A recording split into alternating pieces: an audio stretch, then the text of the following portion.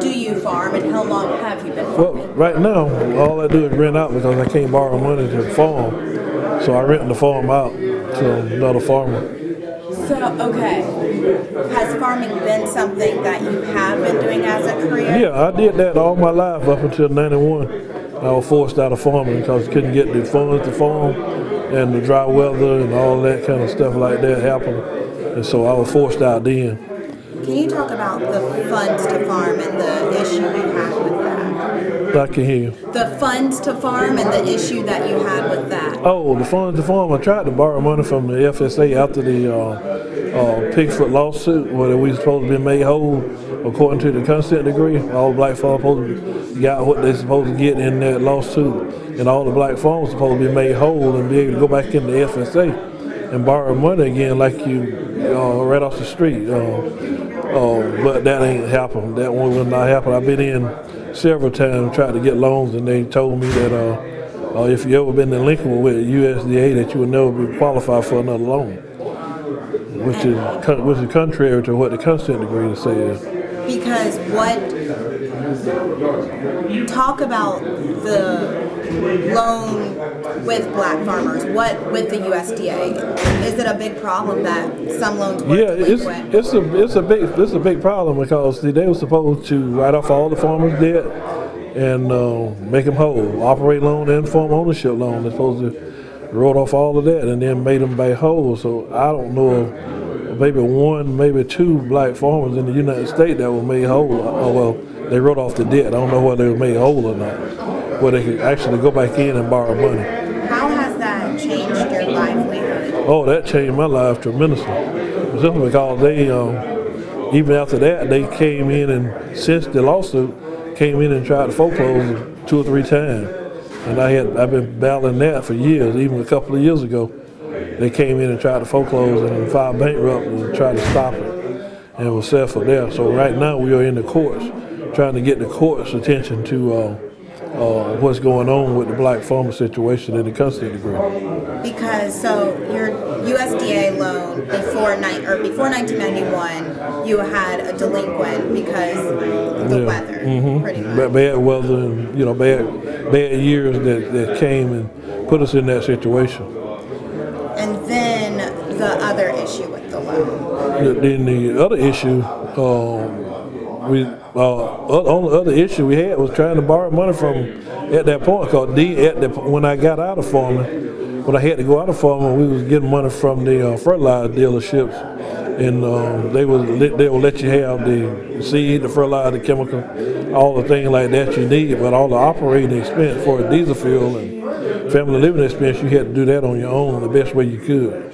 And so that created a problem. And so what, I know you kind of touched on it, but what exactly forced you out as far as trying to apply for loans to begin with? To begin with? Outside of the weather, yeah. Oh, well, that's the only thing that forced us out. The weather. Yeah, the weather and then they wouldn't let you have any money regardless, simply because you were delinquent at the time. And so, so you had to fight for your life after that. Do you think it hit black farmers harder than other farmers? Oh yeah, it definitely did. It definitely did. It hit black farmers harder than anybody. I mean, I don't know whether it's a conspiracy or what it is, but it definitely hit black farmers because we at the end of losing most of all of the land that black farmers own in this country. I mean, people don't see it, but it's evident that that's what's happening when they didn't do what they were supposed to do in that consent decree. And it was all by design. It wasn't, that just didn't happen. So now you can't get a loan. Right. Talk about what you farmed 30 years ago. 30 years ago, I farmed peanuts, soybeans, wheat, cotton, corn, and I even tried to cut flowers for a while there. And that's basically all of the crops we tried to farm. And did you have your own land then, or were you still leasing? We had our own land then. Right. You owned it. Right. And so that land now, has it been taken from? No, it had not been taken yet. We had several attempts to take it in, and they want it now.